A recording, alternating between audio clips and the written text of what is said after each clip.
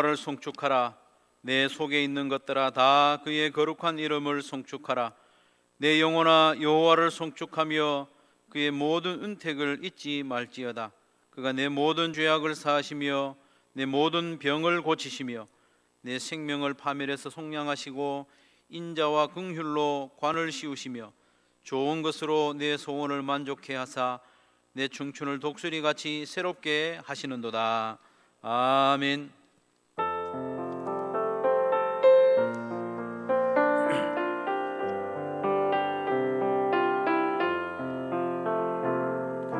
수고하고 무거운 짐진 자들아 나에게로 오라. 나에게로 오라. 내가 너희를 쉬게 하리라. 내가 너희를 쉬게 하리라. 완전하신 나의 주 그의 길로 날 인도하소서. 행하신 모든 일 주님의 영광 다 경배합니다. 예배합니다. 찬양합니다. 주님만 날 다스리소서. 예배합니다. 찬양합니다. 주님 홀로 높임 받으소서. 우리 세 가지 기도 제목으로 합심하여 기도하기를 원합니다. 어려움에 처한 나라를 위해서 기도합시다. 대통령을 비롯한 모든 지도자들에게 지혜를 주셔서 이 어려운 때에 잘 판단하고 신속하게 행할 수 있도록 지도자를 위해서, 또 방역 담당자들과 어르신들을 지치지 않도록 기도해 주시고, 교회를 위해서 기도하실 때에 우리 주일 예배와 목장 예배와 또 주일 학교의 이 모든 일정들이 속히 정상화될 수 있도록 기도해 주시고, 세 번째로 예배를 위해서 오늘 예배 나온 성도들 하나님을 온 마음을 다하여 예배하고 정말 살아계신 하나님을 깊이 만나는 예배의 시간이 될 수 있도록 세 가지 기도 제목으로 합심하여 기도합니다. 기도합시다. 살아계신 아버지 하나님, 감사합니다. 감사합니다. 이 나라를 불쌍히 여겨주셔서 자유 대한민국으로 세워주시고 나라의 광복과 또 경제적인 풍요로움을 허락해 주셔서 참으로 감사합니다. 하오나 코로나 사태로 인하여 온 나라가 힘겨운 나날을 보내고 있습니다. 하나님, 국민들이 지쳐가고 또 의료진들이 지쳐가고 있는 이때에 지도자들에게 지혜를 주시고 민첩함을 더하여 주셔서 지혜롭게 판단하고 모든 행정을 신속하게 해나갈 수 있도록 하나님 능력을 더하여 주시기를 원합니다. 하나님 아버지, 의료진들 또 방역 담당자들 지치지 않도록 하여 주시고 국민들의 마음이 분노로 가득하고 분열하고 냉소하며 갈등하는 가운데 있사오니 국민들의 마음을 만져주시기를 원합니다. 하나님 아버지, 우리 한소망 교회를 기억하여 주셔서 주일 예배가 온전하여지도록 하여 주시고 온 성도들이 함께 예배드리는 날이 속히 이룰 수 있도록 도와주시고, 또 믿음의 형제들 목장으로 모여서 함께 교제하며 서로를 위하여 기도하며 삶을 나누는 그 시간이 속히 이룰 수 있도록 도와주시기를 원합니다. 주일학교 예배가 속히 정상화될 수 있도록 하나님 우리를 도와주시기를 원합니다. 오늘도 하나님 앞에 예배로 나왔사오니 우리 예배를 기쁘게 받아주시고 예배 나온 모든 성도들의 심령에 성령으로 말씀으로 충만하게 하시고 우리의 삶을 온전히 하나님의 변신하는 복된 예배의 시간, 참된 예배의 시간 되게 하여 주시기를 간절히 바라옵고 살아계신 예수님의 이름으로 기도하옵나이다. 아멘. 나는 전능하신 아버지 하나님 천지의 창조주를 믿습니다. 나는 그의 유일하신 아들 우리 주 예수 그리스도를 믿습니다. 그는 성령으로 잉태되어 동정녀 마리아에게서 나시고 본디오 빌라도에게 고난을 받아 십자가에 못 박혀 죽으시고 장사된 지 사흘 만에 죽은 자 가운데서 다시 살아나셨으며 하늘에 오르시어 전능하신 아버지 하나님 우편에 앉아 계시다가 거기로부터 살아있는 자와 죽은 자를 심판하러 오십니다. 나는 성령을 믿으며 거룩한 공교회와 성도의 교제와 죄를 용서받는 것과 몸의 부활과 영생을 믿습니다. 아멘.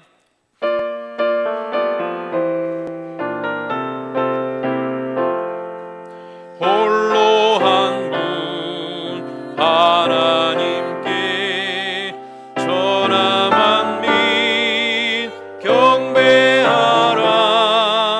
만국 왕을 다스리고 온 세상 만민 기르신다. 만국 왕을 다스리고 온 세상 만민 기르신다. 독생성자 예수님께 모든 죄인 회개하라. 세상 만민 구원하고 놀라운 은혜 베푸신다. 세상 만민 구원하고 놀라운 은혜 베푸신다. 보혜사 성령님께 모든 삶을 맡기어라. 말씀으로 도우시고 죄악을 이길 힘 주신다. 말씀으로 도우시고 죄악을 이길 힘 주신다. 아멘.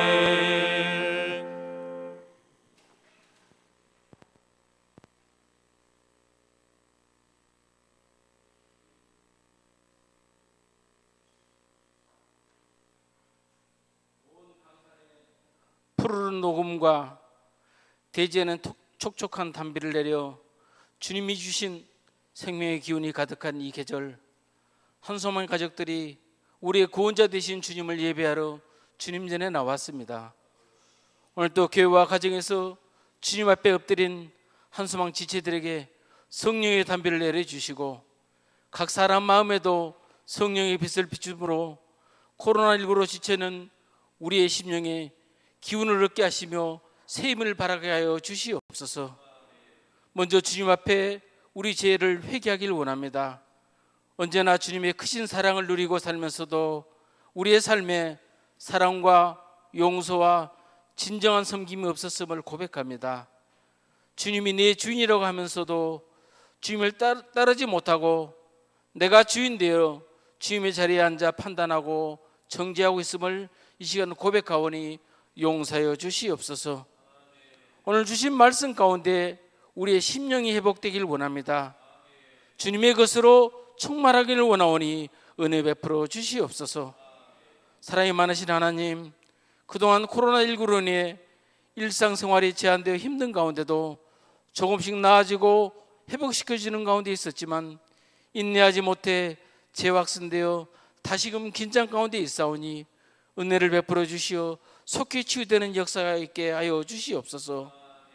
한소망의 온 가족이 한자리에 모여 마음껏 찬양하고 기도하며 교제하는 공동체 예배가 속히 정상으로 돌아올 수 있도록 은혜 내려 주시옵소서. 이번 기회를 통해 주님을 믿는 우리들이 어떤 모습으로 살아가야 하는지 참된 예배자의 모습으로 더 새롭게 변화되기를 간절히 소망합니다. 또한 그동안 연기되었던 목장 모임과 삶 공부들이 진행될 수 있도록 은혜 내려 주시옵소서. 코로나로 움츠렸던 우리의 몸과 마음이 섬김의 자리로 나올 수 있도록 주님 도와주시옵소서. 한소망교회 성도들의 가정을 위해 기도합니다. 한소망에 속한 가정들이 이 어려움에 처한 상황 가운데 하나님이 기뻐하는 가정이 되기를 원합니다. 하나님만을 사랑하는 가정이 되기를 원합니다. 하나님과 늘 동행하며 하나님 안에 거하는 가정이 되기를 간절히 기도하오니 도와주시옵소서. 오늘은 교사주일입니다. 하지만 교회 학교가 코로나19로 수교일째 예배를 드리지 못하고 있으며 주의 자녀들이 주의 말씀으로 양육될 수 있도록 모든 예배의 환경을 열어주시옵소서. 스승의 날을 맞아 다음 세대를 위해 헌신하고 있는 교사들을 위해 기도합니다. 한국교회 희망은 주일학교와 청년의 미래 세대에 달려 있습니다. 주님 이들을 더욱 기억하여 주시고 사랑하여 주셔서 한국교회의 복음의 큰 증거자가 되어 살아갈 수 있도록 은혜 베풀어 주시옵소서. 특별히 청년들에게도 사회에서 그리스도로 살아가는 지혜를 허락하여 주시고 교사들에게는 다음 세대를 가르칠 지혜와 그리스도의 사랑을 허락하여 주시옵소서. 우리의 삶을 주관하시는 창조주 하나님, 우리 대한민국을 위해서 기도합니다. 코로나19라는 환난 가운데도 대한민국의 지혜를 주셔서 방역 선진국으로 전 세계에 입증시켜 대한민국의 이상을 높여주시고 대한민국의 국민임을 자긍심을 갖게 하신 하나님 참으로 감사를 드립니다. 오늘도 역사하신 주님, 그리스도인들의 기도에 기울이시고 지금도 이 시간에 헌신하는 의료진들과 봉사자들의 피와 땀을 닦아 주시옵소서. 고통 가운데 부르짖고 있는 환자들의 목소리를 근심과 걱정 속에서 오늘도 울고 있는 가족들의 눈물을 닦아 주시옵소서. 지휘 하나님, 전 세계 곳곳에서 코로나19로 신음하고 있는 이 땅을 속히 회복하여 주시옵소서. 오늘 또 말씀을 들고 단위에 서신 이명 목사님을 성령 충만케 하시고 목사님을 통해 하나님 말씀을 들을 때 아멘으로 받게 하여 주시옵소서. 말씀을 듣는 귀가 열리고 마음의 문도 열려 살아있는 말씀이 몸소 체험되게 하여 주시옵소서. 무엇보다 말씀을 사모하여 이 말씀을 듣는 것으로 끝나는 것이 아니라 삶 가운데 말씀이 나타나게 하시고 말씀을 알지 못하는 이웃들에게 말씀을 전하는 능력을 주셔서 예수의 복음을 끝까지 전할 수 있도록 은혜 베풀어 주시옵소서. 예배의 시작 시간입니다. 주님, 예배에 참여한 모든 이와 동행하여 주셔서 오늘 예배 가운데 주님의 기적을 체험하는 예배가 되게 하여 주시옵소서. 이 모든 말씀 지금도 나와 동행하여 주시고 창세전부터 지금까지 살아 역사하시는 우리 주 예수 그리스도를 받들어 간절히 기도드리옵나이다.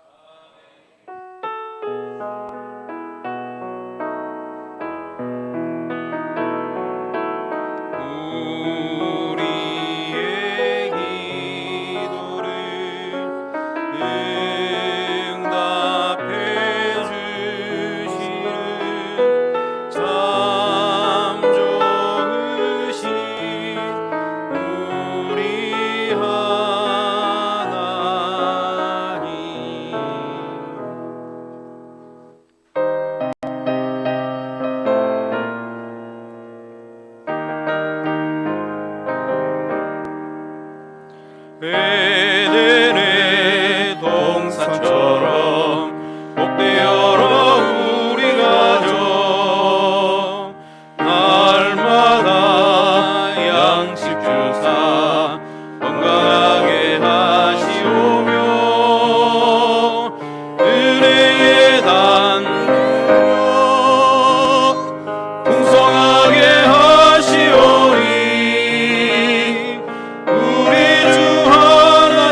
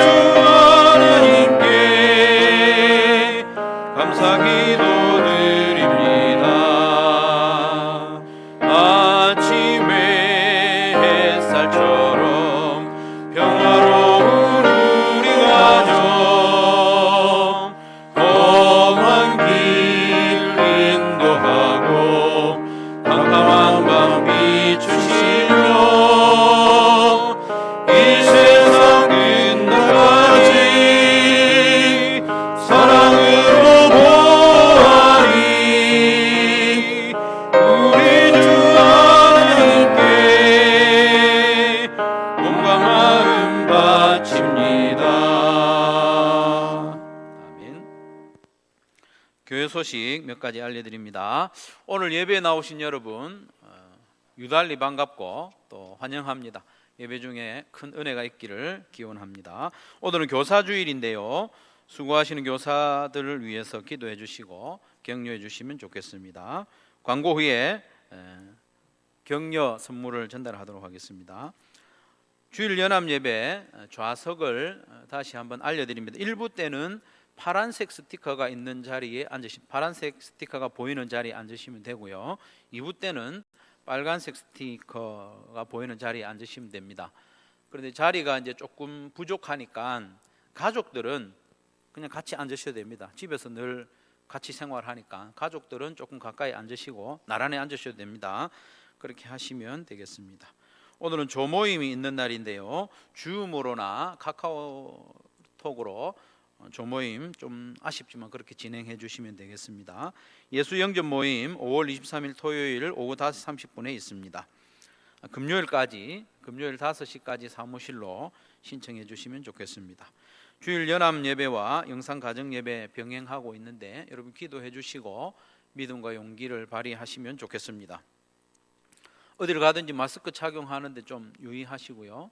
마스크 벗고 장시간 활동하는 일만 아니면 우리 마스크 착용하고 예배하는 데는 어려움이 없습니다. 그렇게 기억하시고 기도해 주시면 좋겠습니다. 목장 모임 이번 주간에도 카톡으로나 또 줌으로 꼭 정한 시간에 모이시면 되겠습니다. 각종 모임은 또 당분간 연기하고요. 개인 경건에 힘써 주시고 요거는 장애인 주차 공간이 우리 교회에 2군데인가 있습니다. 거기에 주차하실 때 좀 조심하시는 게 좋겠습니다. 일전에 우리 코로나 사태로 인해 주차장을 폐쇄해 놨음에도 불구하고 외부인이 막 들어와서 교회 차를 대놓은 걸 사진 찍고 고발을 했습니다. 그래서 그런 일이 가끔 있으니까 주차하실 때 유의하시면 되겠습니다. 나머지 광고는 주보를 참조하시고 우리 교사들 격려하도록 하겠습니다. 타가부, 유치부, 초등부, 또 청소년부 부장 선생님들 대표자들 앞으로 나오시면 선물을 정정하도록 하겠습니다. 김민숙 집사님 맞죠? 네. 장현진 집사님, 정미진 권사님, 이성모 집사님 위로 올라오시면 정정하도록 하겠습니다. 교사들 한 사람 한 사람에게 격려를 다 하면 좋지만 무장 선생님이 골고루 나눠주시기 바랍니다. 타가부.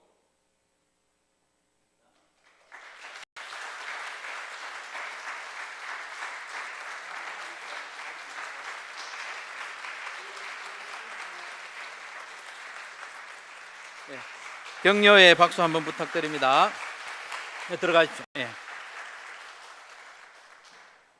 주일학교 교사로 섬기는 것은 예나 지금이나 참 수고가 많습니다. 그럼 기도 많이 해주시면 좋겠습니다. 이 시간 행복의 길 간증 이정희 집사님 나오셔서 간증해 주시겠습니다. 격려의 박수 한번 하겠습니다.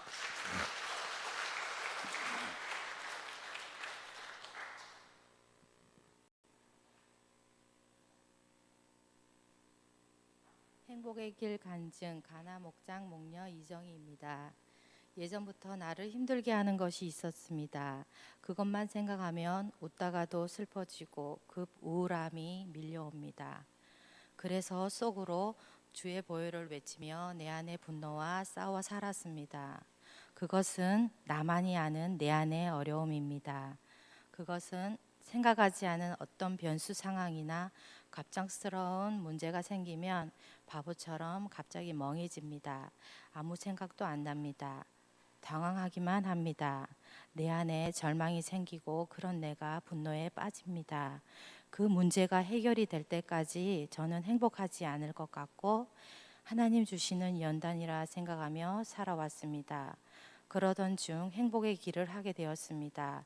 책을 읽어나가며 교제하는 것이기에 별 부담도 기대도 없이 하라고 하니 순종함으로 무조건 했습니다. 아주 간단했습니다. 서로 읽어나가며 빈칸에 단어들을 메꾸는 그런 공부였습니다. 남녀노소 누구나 할 수 있습니다. 참 좋으신 하나님은 행복의 길을 통하여 하나님이 나의 한숨을 바꾸셨습니다. 내가 은혜 가운데 있든 없든 그 문제는 내 인생 가운데 언제든 찾아오고 내가 힘들어하며 기도한다고 해결된 문제가 아니라 온전히 하나님 하시도록 그분을 100% 신뢰하는 것이 답이라는 것을 알게 하셨습니다. 더 이상 그 문제 앞에 사단의 기쁨이 되지 않도록 정신 차리라고 하나님이 하셨습니다. 그것을 자랑하며 기뻐하고 즐거이 감사하는 것이 하나님 원하시는 것이었습니다. 솔직히 말이 쉽지 당사자인 저는 그 상황이 너무 힘이 듭니다. 그래도 주께 맡긴 것은 하나님이 하실 영역이며 나의 슬픔과 걱정 따위는 전혀 도움이 안 되며 기도함으로 상상하며 기대하는 것으로 바꾸라는 것이었습니다. 그런데 말입니다. 시키는 대로 한번 해봤습니다. 근데 신기하게 마음이 평안하면서 속이 후련했습니다. 감사와 찬양으로 사단을 한 방 먹인 것입니다. 더 이상 분노와 속상해서 미칠 것 같은 그런 마음의 우라통이 사라지고 저의 얼굴이 피식 웃고 있는 것입니다. 슬퍼하는 사람은 복이 있다. 그들이 위로를 받을 것이다. 마태복음 5장 4절 말씀처럼 하나님은 연약하고 죄 많은 저를 살리시고 세워가십니다. 행복의 길을 공부하면서 깨달은 것은 문제는 우리 인생 가운데 언제나 찾아옵니다. 그러나 그것을 받아들이는 반응들이 나의 문제였다는 것을 알았습니다. 이제 그 원수의 계략에서 해방되려 합니다. 내 마음을 쥐락펴락 분노와 혈기로 사로잡았던 사단을 생각하니 통쾌했습니다. 행복한 신앙인의 삶이 나를 살리고 자녀와 가정을 살린다는 것이 얼마나 큰 사역인지 생각해 봅니다. 세상과 다르게 교회라는 공동체는 세상의 모임과 전혀 다른 메시지로 사람을 살리고 위로하며 아름다운 인격체로 세워져 가도록 돕는 곳입니다. 하나님 자녀인 것이 복입니다. 건강한 가정, 건강한 교회가 되도록 애쓰며 기도하겠습니다. 행복한 삶을 살아내도록 힘주시는 참 고마우신 하나님께 모든 영광을 드립니다. 부족한 간증 들어주셔서 감사합니다. 하늘 복 많이 받으세요.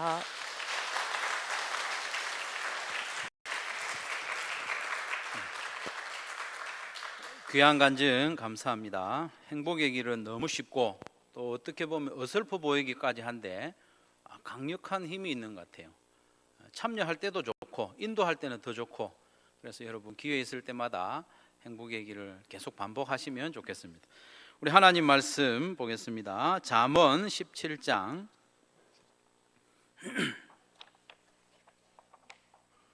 잠언 17장 1절 말씀, 한 절이니까요. 우리 다 같이 한번 읽도록 하겠습니다. 잠언 17장 1절 말씀 시작. 마른 떡 한 조각만 있고도 화목하는 것이 제육이 집에 가득하고도 다투는 것보다 나으니라. 아멘. 5월은 가정의 달이라고 합니다. 가정은 하나님께서 처음으로 만드신 공동체입니다. 하나님께서는 남자와 여자가 하나됨으로 만들어진 그 가정을 통해서 삼위일체로 계시는 하나님을 경험하고 또 하나님을 드러내기를 원하셨습니다. 뿐만 아니라 하나님께서는 우리와 하나님과의 관계의 궁극적인 모습으로 가정을 예로 들고 있습니다.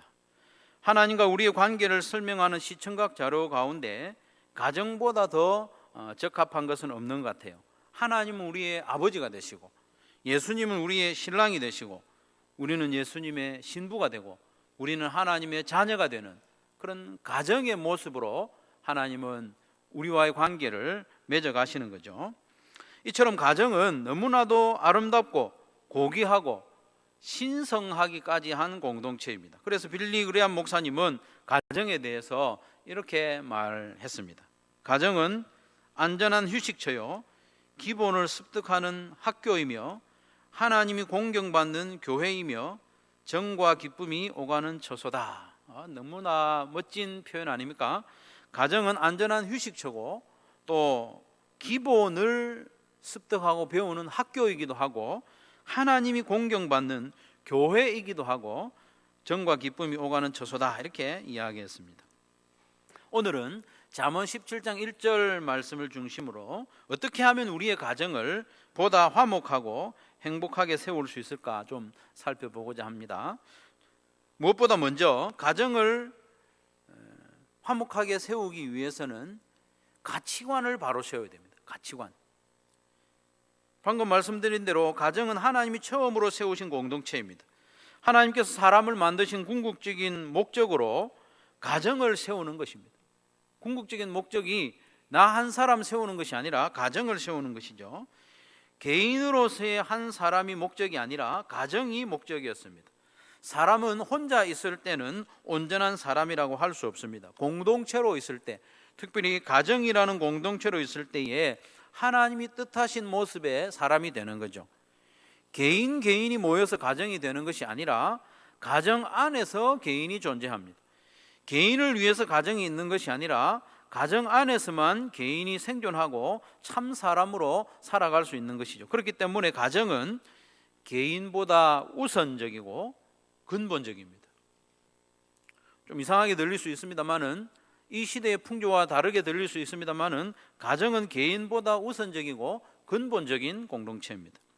가정은 절대적인 가치를 가진 근본적인 공동체입니다. 하나님이 세우신 가정을 우리는 소중히 여기고 존귀히 여기고 또 화목하게 세워나가는 성도들이 되시기를 바랍니다. 가정은 이렇게 근본적이고 절대적인 공동체인데 어떻게 하면 하나님께서 처음 계획하신 모습대로 세울 수 있을까요? 앞에서 말씀드린 대로 가치관을 바로 세워야 됩니다. 가치관을. 오늘 본문 다시 한번 읽겠습니다. 마른 떡 한 조각만 있고도 화목하는 것이 제육이 집에 가득하고도 다투는 것보다 나으니라. 어떤 모습의 가정으로 세워나갈지 내 마음에 분명히 결정해야 됩니다. 가치관을 바로 정해야 됩니다. 마른 떡 한 조각만 있고도 화목한 가정으로 세워나갈지, 아니면 제육이 뭡니까? 고기인데 진수성찬이 가득하지만 다투는 가정으로 세워나갈지 택의를 하라는 겁니다. 이렇게 이야기하면 꼭 이렇게 속으로 생각하는 분이 있어요.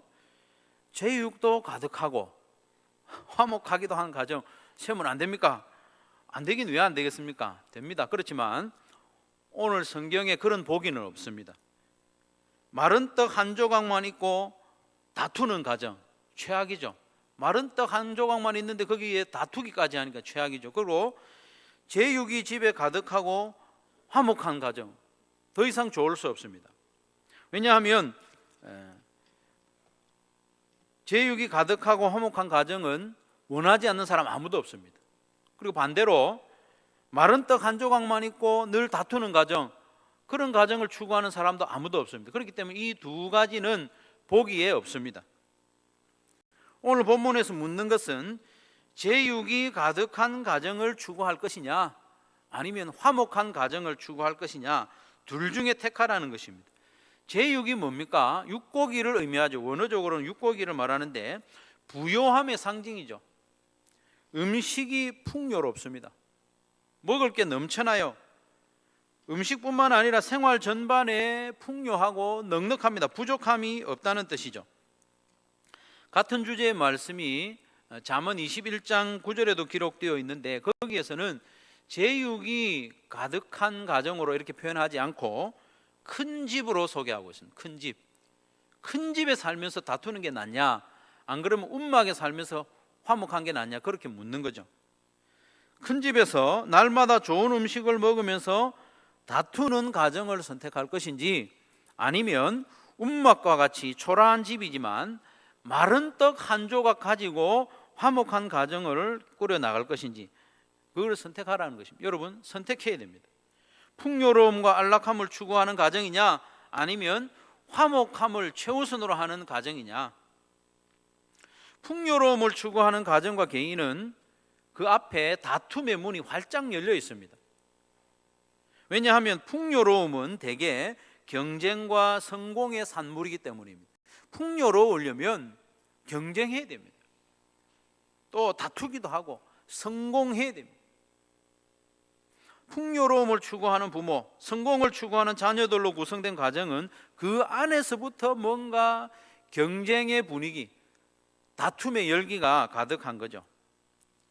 그러면 가난함을 추구하란 말인가? 그건 아니죠. 좁은 집에 가족은 많고 먹을 거라고는 마른 떡, 그나마 한 조각밖에 없는 그런 형편을 좋아할 사람은 아무도 없습니다. 하지만 그런 형편이라 할지라도 화목할 수만 있다면 만족한다. 그런 마음, 그런 가치관을 가지라고 오늘 본문이 말씀하고 있지 않습니까? 가난을 추구하라는 말씀이 아닙니다. 찢어지는 가난 속에서라도 화목, 사랑, 하나됨을 소중히 여기는 가치관을 가지라는 말씀이죠. 서로 넓은 방, 좋은 방 차지하려고 다투기보다는 차라리 그냥 한 방에 오글오글 모여 지내면서도 화목함을 추구하라, 그 말씀입니다. 화목, 사랑, 하나됨을 가정의 최고의 가치로 추구하는 성도들, 그런 가정들이 되시기를 주님의 이름으로 축원합니다. 화목한 가정에 대한 가치관을 세운다. 그 가치관만 세우면 화목한 가정이 자동적으로 세워지느냐? 또 그건 아닙니다. 연습이 필요합니다. 뭐가 필요하다고요? 연습이 필요합니다. 뭔가 소중한 것, 가치 있는 것은 항상 연습이 필요합니다. 연습 안 하고 얻을 수 있는 것은 좋은 게 하나도 없어요. 연습이 필요합니다. 우리는 아담과 하와의 후손이기 때문에, 죄인이기 때문에 반드시 이 좋은 일에는 연습이 필요합니다. 잠언 말씀에 보면 오늘 본문과 거의 똑같은 말씀이 여러 군데 나오거든요.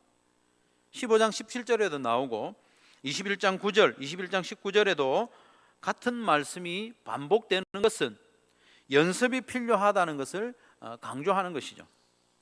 어떤 연습이 필요하냐? 첫 번째로 섬기는 연습이 필요합니다.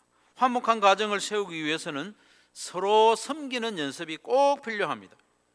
오늘 본문에서 화목과 반대되는 단어가 뭡니까?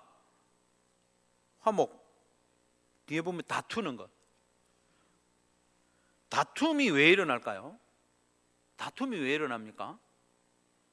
내가 섬김을 받으려고 하기 때문에 다툼이 일어납니다. 다툼은 기본적으로 내 마음대로, 내가 편한 대로, 내가 지금까지 하던 대로 하려 하기 때문에 다툼이 일어납니다. 다툼은 자기중심적이고, 그리고 자기가 재판장이 되고 자기가 결정권자가 되려 하기 때문에 다툼이 일어납니다. 내가 원하는 메뉴, 내가 원하는 시간, 내가 원하는 채널, 내가 원하는 방, 내가 원하는 순서, 나의 편안함, 이것을 고집하기 때문에 다툼이 일어납니다. 그렇기 때문에 다툼을 거치고 화목한 가정으로 세우기 위해서는 서로 섬기는 연습이 필요합니다. 서로 섬겨야 돼요. 양보하는 것도 섬김이죠. 부모는 자녀를 섬기고 자녀는 부모를 섬기는 연습을 해야 됩니다. 자녀라고 섬김을 받는 것을 당연하게 여겨서는 안 됩니다. 자녀도 부모를 섬겨야 됩니다. 언니나 형이 동생을 돌보고 섬기는 것은 동생을 섬기는 것도 되지만 부모를 섬기는 것도 돼요. 부모님들은 그 말의 뜻을 알겠죠. 내가 원하는 것이 있어도 가족들을 위해서 양보하는 연습을 해야 합니다. 내가 별로 재미가 없는 것이라도 가족들과 함께하고 동참하는 것, 그것도 귀한 섬김입니다. 여러분, 가족 수만큼 방이 있고 가족 수만큼 차가 있고 경제적으로 넘치도록 풍요로우면 다투지 않고 화목한 가정이 될 수 있을까요? 섬기고 양보하는 연습을 하지 않으면 아무리 많아도 다툽니다. 더 넓은 방, 더 조용한 방, 더 햇볕이 잘 드는 방 내가 차지하고 싶고, 또 차가 여러 대 있어도 더 새로운 차, 더 깨끗한 차를 차지하려고 다투는 거죠. 섬기고 양보하고 배려하는 연습을 해야 합니다. 화목한 가정으로 세우려면. 그 맛없는 마른 떡, 그것도 한 조각만 있는데 어떻게 화목할 수 있겠습니까? 그 마른 떡이라도 양보하고 또 잘라서 나누어주는 섬김을 하는 사람이 있기 때문에 화목이 가능합니다. 그래서 화목한 가정으로 세우기 위해서는 섬기는 연습을 해야 됩니다. 섬겨야 됩니다. 섬김 받으려고 앉아있으면 다툴 수밖에 없습니다. 섬겨야 됩니다. 두 번째로 감사하는 연습을 해야 됩니다. 화목한 가정을 세우기 위해서는 감사하는 연습을 열심히 해야 됩니다. 마른 떡 한 조각만 있는데 어떻게 화목할 수 있을까요? 감사하기 때문입니다. 한 조각의 떡에서 또 나누어 먹을 수 있음에 감사하고, 또 먼저 드세요, 이게 조금 더 크네요, 이렇게 할 때 감사하니까 화목할 수 있는 겁니다. 날마다 진수성찬을 앞에 두어도 감사하지 않으면 화목할 수 없습니다. 감사하지 않고는 절대로 화목한 가정을 세울 수 없습니다. 감사는 섬김에 대한 마땅한 반응입니다. 감사는 섬김에 대한 마땅한 반응입니다. 그냥 반응이 아니고 마땅한 반응입니다. 가족 중에 누군가 작은 일로라도 가족들을 섬기고, 또 나를 섬기고, 또 어떤 때는 양보하고, 이렇게 하면 꼭 감사를 표현하는 것이 좋습니다. 표현해야 됩니다. 가족이 아닌 다른 사람이 나에게 무엇인가 작은 일로라도 섬기면 우리는 감사를 잘 해요. 그렇지 않습니까? 하다못해 엘리베이터 안에서 내가 저기서 오고 있는데 주민이 열린 버튼을 눌러서 같이 타게 해주어도 어떻게 합니까? 엘리베이터 타면서 감사합니다. 버튼 하나 눌러주어도 감사합니다, 이렇게 표현하지 않습니까? 그런데 가족에게는 감사하지 않는 경향이 우리에게 있습니다. 가족이니까 당연하게 여기는 수도 있어요. 그러나 당연한 섬김은 없습니다. 감사해야 됩니다. 작은 섬김이라도 감사하는 연습을 해야 합니다. 만약에 말입니다, 옆집 아주머니가 우리 집 빨래를 해준다. 그러면 고맙겠습니까? 안 고맙겠습니까? 상상이 안 되죠. 엄마가 빨래를 해주는 게 아니고 옆집 아주머니가 내 빨래를 다 해줬다, 그래 가지고 탁 넣어줬다. 감사할까요? 안 감사할까요? 너무너무 감사하죠. 옆집 아주머니가 내 밥을 차려줬다. 감사할까요? 안 감사할까요? 옆집 아저씨가 내 학원비를 대줬다. 설거지를 해줬다. 음식물 쓰레기를 버려주고 분리수거도 해주고 용돈도 주고 핸드폰 요금도 내주고 가끔 옷도 사주고, 옆집 아저씨가 그렇게 해줬다면 감사할까요? 안 감사할까요? 너무너무 감사하죠. 그런데 부모님이 해주니까 감사한 줄 모르는, 그거는 옳지 않죠. 감사해야 됩니다. 감사는 섬긴 그 가족에게 보람을 느끼게 하고 지치지 않게 합니다. 털 빨래하고 밥도 해주고 이렇게 하는데 그분에게 감사의 표현을 한다는 것은 그를 지치지 않게 하는 거죠. 기쁘게 하는, 보람을 느끼게 하는 거죠. 여러분이 식당에 가서 음식을 먹으면 뭘 내요? 밥값을 내죠. 그렇게 하듯이 가족에게는 감사를 표현해야 됩니다. 당연한 섬김은 없습니다. 감사하지 않는 것은 식당에서 음식 시켜 먹고 돈 안 내고 도망가는 거 똑같습니다. 뭐 작은 일에 시시콜콜 감사를 표현해. 나는 그런 성격이 아니야. 나는 성향상 그렇게 못해. 그건 성향의 문제가 아니고 인격의 문제입니다. 인격의 문제. 어쩌면 감사하지 않는 것은 죄라고도 볼 수 있습니다. 인격의 문제입니다. 내 성향, 나는 작은 일에 감사하지 않아. 크게 해. 마음속으로만 해. 그건 자기의 성향이 아니라 인격의 문제입니다. 인격이 모자라는 겁니다. 감사합니다. 우리 자녀들에게는 고마워. 이런 말의 빈도가 많으면 많을수록 가정의 화목도가 높아집니다. 감사의 표현을 하지 않는 가정은 화목할 가능성이 거의 없습니다. 감사합니다, 고맙습니다, 고마워 이런 말이 계속 나오는 가정은 화목할 가정인 거죠. 작은 일에도 감사하는 연습을 합시다. 특별히 가정에서. 밖에서는 감사를 잘하는데 밖에서는 다른 사람 배려를 잘하는데 집에서는 안 하는 그게 문제죠. 가정에서 더 잘해야 됩니다. 세 번째로 화목한 가정을 세우기 위해서는 대화를 연습해야 됩니다. 소통을 위한 대화, 이걸 연습을 해야 되는데, 오늘 본문에서 화목하다라는 말의 이 본래 뜻이 뭐냐면 조용하다는 뜻입니다. 조용하다. 이 조용하다는 말은 전혀 대화가 없고 다 방에 들어앉아가지고 아무 말도 없이 조용한 그걸 이야기하는 게 아닙니다. 여기서 화목하다, 조용하다는 말은 서로 대화를 하면서도 언성이 높아지지 않고 마음이 상하지 않는 그런 분위기를 말하는 거죠. 행복의 길을 하면서 절실히 느끼는 것이 있는데요. 이게 뭐냐면 제가 소통하는 대화의 힘이 부족하다, 많이 부족하다는 것을 느낍니다. 말은 제가 할 수 있죠. 말은 해요. 말을 하잖아요. 제가 지금도 말을 하고 있고, 말 안 하는 날이 하루도 없습니다. 말하고 대화하는데 소통이 잘 안 된다는 거예요.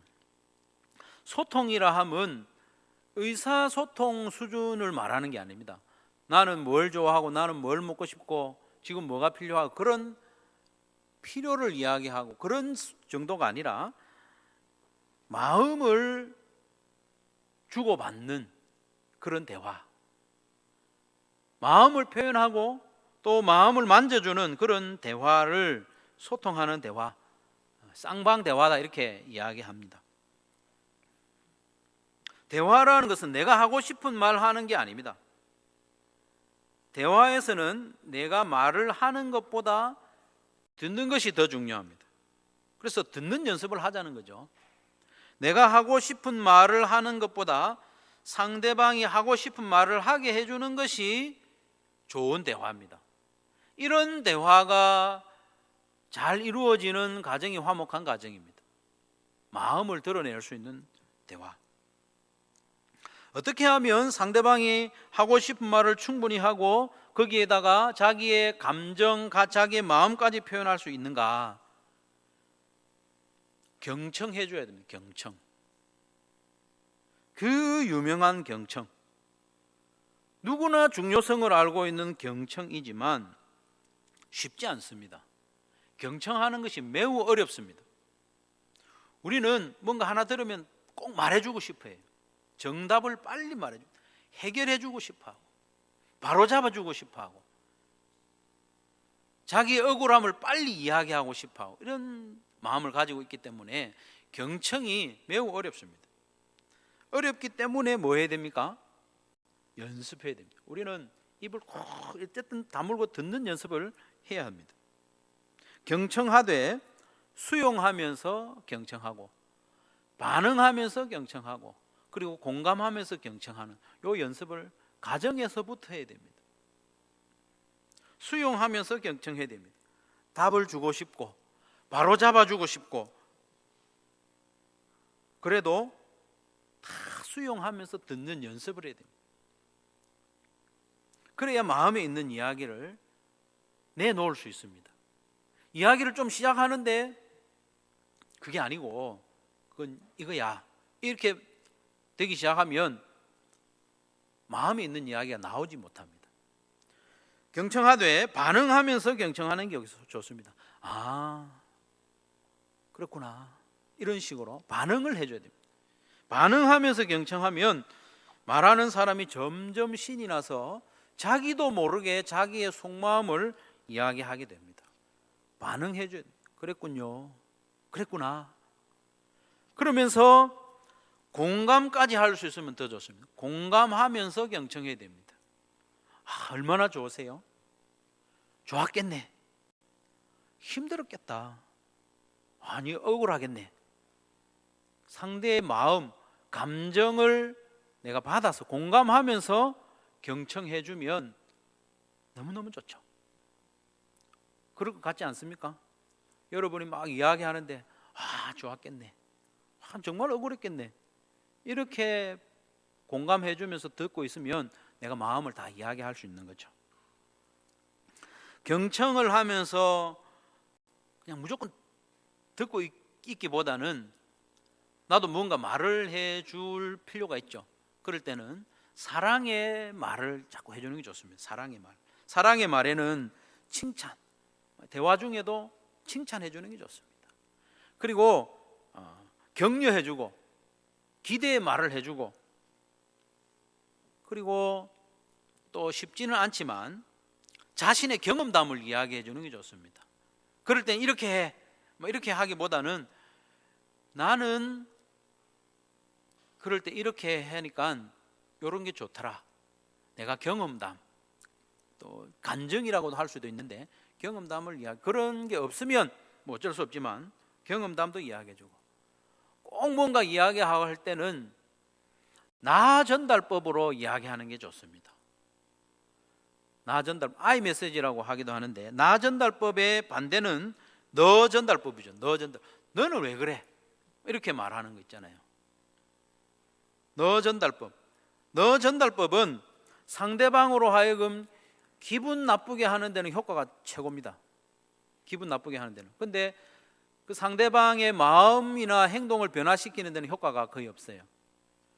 너는 씀씀이가 왜 그렇게 해프냐? 이렇게 말하면 기분은 확 나쁘죠. 근데 좀 고쳐야 되겠다는 마음 잘 안 생겨요. 이게 너 전달법. 나 전달법은 뭐냐면, 나는 네가 돈을 좀 계획적으로 사용했으면 좋겠어. 나는 그렇게 생각한다는 거죠. 받아들이든지 안 받든 네가 결정할 일이지만 나는 네가 돈을 좀 계획적으로 사용했으면 좋겠어. 이렇게 하면 훨씬 더 마음 깊이 와닿습니다. 일상적인 대화를 할 때도 그렇고 회의를 할 때도요, 어디서든지 너 전달법, 그리고 또 맞다 틀리다는 것을 내가 판단하기보다는 내 생각에는 이렇게 하는 게 좋겠습니다. 이렇게 자기 의사를 표현하는 데를 그치는 것이 훨씬 더 좋습니다. 그리고 가족에게 종종 좋은 일, 힘든 일 물어봐 주는 게 좋습니다. 늘 보는데 뭘 그런 물어보냐. 좋은 일, 힘든 일 물어보는 것 좋습니다. 어깨가 축 늘어져 오는 아들이나 딸에게, 또 남편이나 아내에게 오늘 무슨 힘든 일이 있었어요? 뭐 안 좋은 일 있어? 물어봐 주는 거죠. 물어봐 주면 물어볼 때마다 그때마다 다 마음을 표현하는 건 아닌데 표현할 때가 있어요. 힘든 일 있었니? 물어보면 막 그냥 아무 말도 안 하고 그냥 엄마 아빠 품에 안겨서 엉엉 울 수도 있습니다. 자기의 마음을 표현하는 거죠.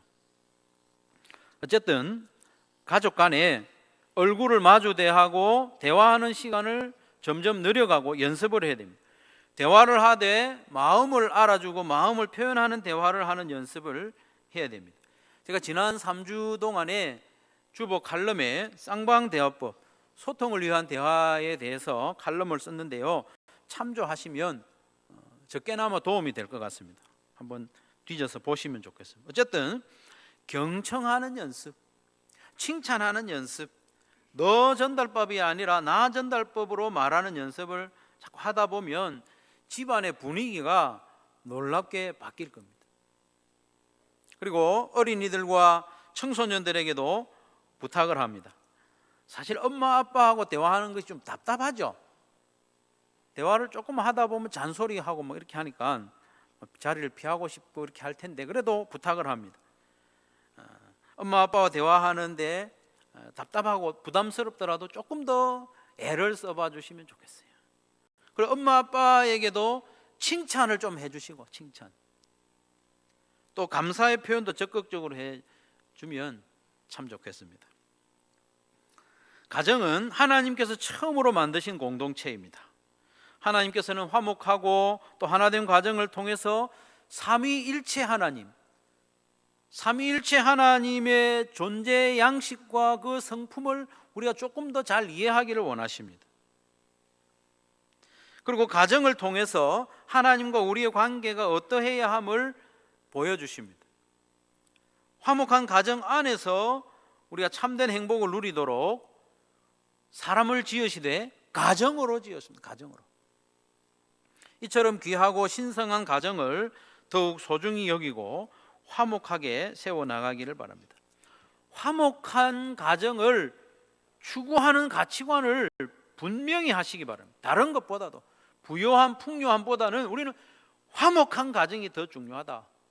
사랑이 넘치는 가정이 더 중요하다. 하나 되는 가정이 더 중요하다. 다른 건 좀 포기해도 이건 절대로 포기할 수 없다. 그것을 분명히 해야 됩니다. 분명히. 가치관을 분명히 하고 그리고 연습을 해야 됩니다. 섬기는 연습, 좀 양보하는 연습, 그리고 감사하는 연습, 마음을 주고받는 대화를 연습을 해야 됩니다. 그래서 이번 한 주간 동안 가정에서 내가 무엇으로 섬길 것인지 여러분 마음으로 지금 결정하세요. 지금 결정하세요. 집에 가서는 결정이 안 됩니다. 나는 가정에서 무엇으로 섬길 것인가? 내가 평소에 안 하던 거 있잖아요. 뭘 섬길 것인가? 두 번째로 나는 감사를 얼마나 할 것인가? 내가 지금까지 감사 표현 안 하던 그런 부분 반성하고 어떤 부분에서 더 감사를 표현할 것인가? 지금 정해야 됩니다. 지금 정해서 가정에서부터 계속 감사해야 됩니다. 세 번째로 가족 간에 대화하는 시간을 정할 수 있으면 좋습니다. 어떤 군인 아버지가 이 가족 간의 대화의 소중함을 듣고 가족들 다 불러 모아놓고 대화 실시 이렇게 했다는데 그렇게 해가지고는 안 되겠죠.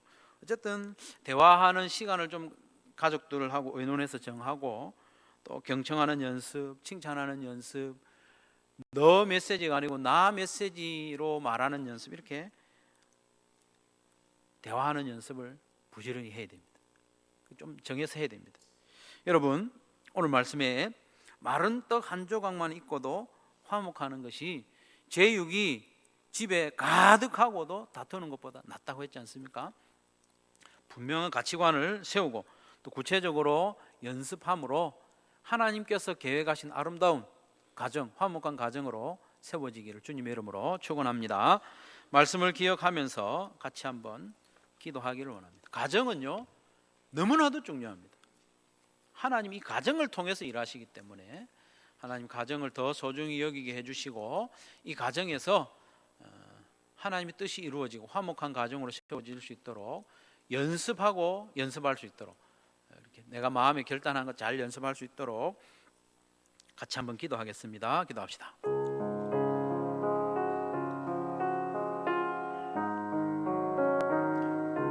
아버지 하나님, 이 소중한 가정을 함부로 생각하고 가벼이 여기고 가정보다는 다 다른 데서 행복을 찾으려고 했던 우리의 모습을 긍휼히 여기시고 용서해 주시기를 원합니다. 마른 떡 한 조각만 있고도 화목한 것이 집안에 제육이 가득하고도 다투는 것보다 낫다고 했는데 그 말씀에 동의하게 하시고 그 말씀을 마음에 새기게 하시고 풍요롭고 부요한 삶을 추구하기보다는 화목함을 추구하는 우리의 삶이 되게 하여 주시기를 원합니다. 섬기는 연습하고 감사하는 연습하고 대화하는 연습할 수 있도록 도와주시옵소서. 우리 찬양하면서 준비하신 예물 드리겠습니다.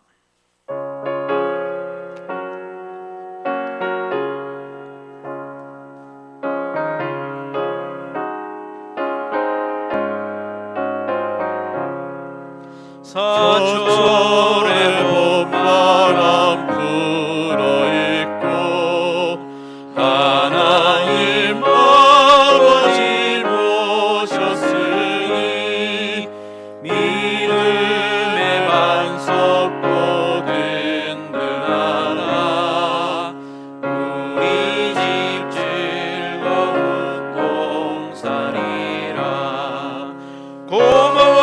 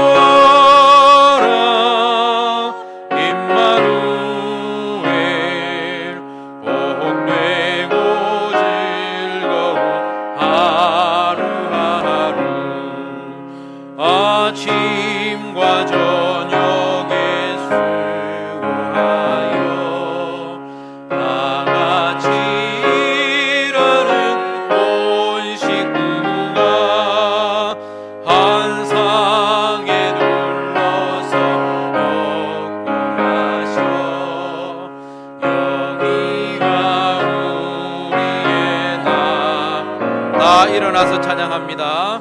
고마워라 임마누엘 예수만 섬기는 우리 집 고마워라 임마누엘